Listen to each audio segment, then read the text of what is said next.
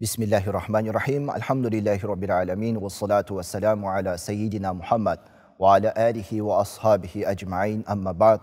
Assalamu alaikum ve rahmetullahi ve berekatuh.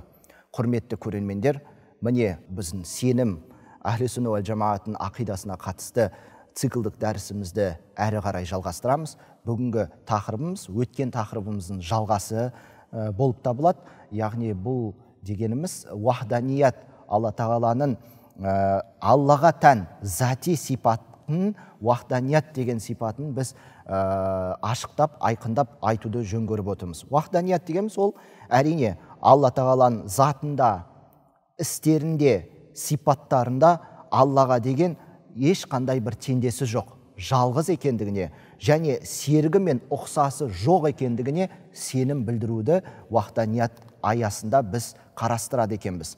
Олай болатын болса, мына бір аятқа көңіл бөлейік. Ол аятта Алла тағала Құран кәрімде Бисмиллахиррахманиррахим «Ләу кәна фихима алихатун иллаллах лафасатата». Садақаллахул азим. Яғни, егер Алладан басқа тағы бір құдай болғанда, онда ол бұзылып кетер еді дейді. Ол екеуі бірге бұзылып кетер еді дейді. Яғни, Алла тағала өзінің затында, өзінің сипатында, өзінің ісінде әр кезде, әр уақытта басы жоқ, соңы жоқ, жалғасы әрдайым болып табылатын Алла тағаланың жалғыз болуы. Яғни еш уақытта Алла тағаланың серігі болған емес, және Алланың серігі болмайды да. Біз осы нәрсеге вахданият аясында, зати сипатында осыған сенім білдіріп, кәміл түрде иман келтіреді екенбіз. Өткен дәрісімізде айтқанымыздай, ла шарика лаху, яғни Алла тағаланың ешқандай бір серігі жоқ. Осы орайда әркім, әрқалай, былайша айтқанда, Құдайға серік қосу мүмкін. Ол сипатында серік қосып жіберу мүмкін. Алла тағалаға қатысты, оның затына қатысты серік қосып жіберу мүмкін. Алла тағалаға қатысты, оның істерінде серік қосу мүмкін. Мәселен, мынау Мекке Медина шаһарында пайғамбарымыздың заманындағы сол жердегі Аллаға сенбеген, кәпір болған, немесе Құдайға серік қосқан қауымдар туралы Құран аятында бұлай баян етілінеді. Бисмиллахиррахманиррахим. «Вала ин саалтахум ман халақас самавати вал арда ла якулунналлах» деп келеді. Садақаллахул азим. Мағынасы, құрметті көрермендер, егер олардан сұрайтын болса, көктер мен жерді кім жаратты десе, олар Алла тағала деп жауап береді дейді. Я, олар Алла жаратты деп айтады да, бірақ сонымен қатар сол пайғамбарымыздың заманындағы сол өңірдегі Құдайға сенбейтін, немесе кәпір болған, Аллаға серік қосқандар, олар Алладан бөлек өздеріне пұттар жасап алып, құдайлар, жасанды құдай жасап алып, соларға табынған болатын. Ал егер олардан сұрайтын болса, өздерін айтып отырсыңдар, кім жаратты дегенде Алла жаратты деп айтасыңдар, бірақ неге сендер осыларға, пұттарға сыйынасыңдар деп сұрайтын болса, олар былай деп жауап береді екен.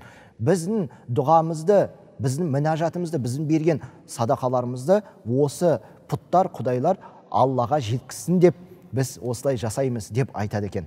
Ал қарайтын болсақ, діни тұрғыда, шариғи тұрғыда біздің Ахли сүнна жамааттың сеніміне сәйкес, ол жалғыз Алла тағалаға ғана біз мінәжат етеміз. Біздің, былайша айтқанда, Құдайға табынуымызда, Аллаға құлшылық етуімізде, ибадат етуімізде дәнекерлік ететін ортада біреудің болуына біз ешкімді, еш нәрсені қажет етпейміз. Өйткені біз иман келтіреміз, ешқандай бір серігі жоқ екеніне, ешқандай бір дәнекерінің бар екендігіне, біздің дұғамызды, былайша айтқанда, тағы бір Құдайға, басқа бір Құдайға жеткізетін, дәнекерлік ететіндігіне біз әрине ондай нәрсеге сенбейміз, ондай нәрсеге иман келтірмейміз.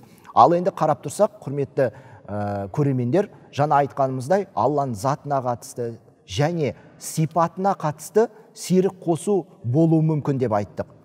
Ал енді осы сипатқа қатысты серік қосу қалай орын алады десеңіздер, мәселен, кейбіреулер Алла тағаланы аршқа мекен етті деп айтады. Алла тағала аршқа отырды дейді, Алланы аршты мекен етті деп айтып жатады.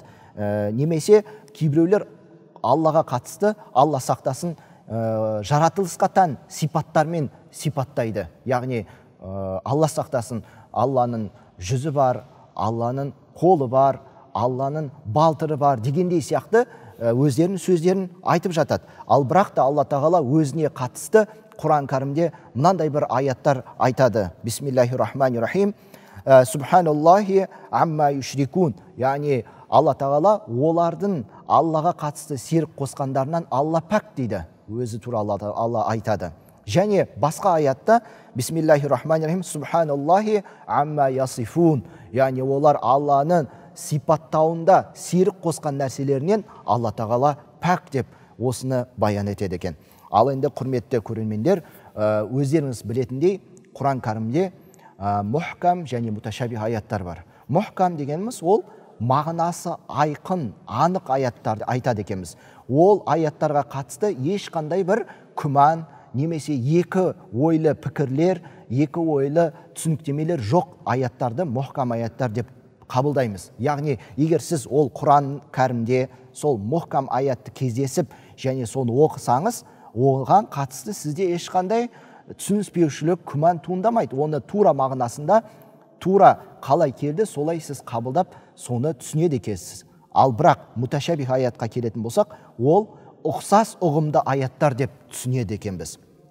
Ұқсас ұғымдағы аяттар Құран кәрімде кездеседі және пайғамбарымыздың, оған Алланың салауаты мен сәлемі болсын, хадистерінде кездеседі. Ол хадистердегі сөздер, пайғамбарымыздың айтқан сөздері ұқсас ұғымдағы сөздер болып келетін болса, ал Құран кәрімдегі аяттар ол Алла тағаланың бізге келтірген сөздеріндегі ұқсас ұғымдағы аят сөздер болып табылады. Олай болатын болса, ұқсас ұғымдағы аяттарды біз қалай түсінеміз және оны қалай қабылдаймыз деген сұраққа мынандай бір Алла тағаланың Құран кәрімде келтірген жауабы бар. Астағфирулла, лайса камислихи шайун ва хуа самиун басир. Садақаллахул азим. Бұл аяттың мағынасы еш нәрсе ол сияқты емес. Алла тағала сияқты еш нәрсе жоқ.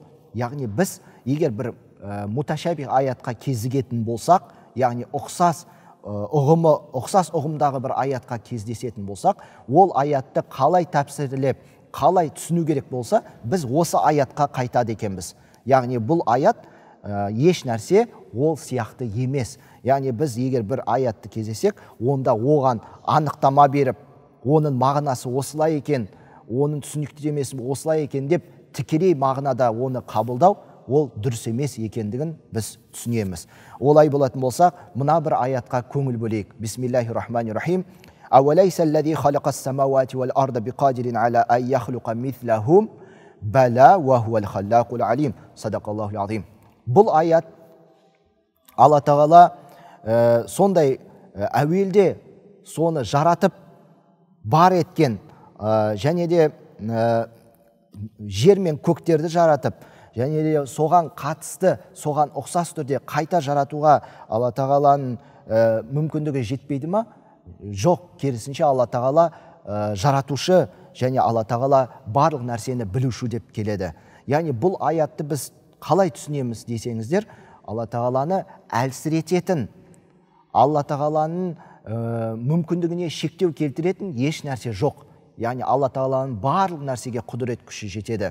Және ол ешкімге, еш нәрсеге мұқтаж емес, бір нәрсені болдыруға, бір нәрсені жаратуға, бір нәрсені қайта жоқтан бар етіп жаратуға Алла тағаланың ешқандай бір әлсіздігі жоқ екендігін біз осы аят арқылы айқындаймыз.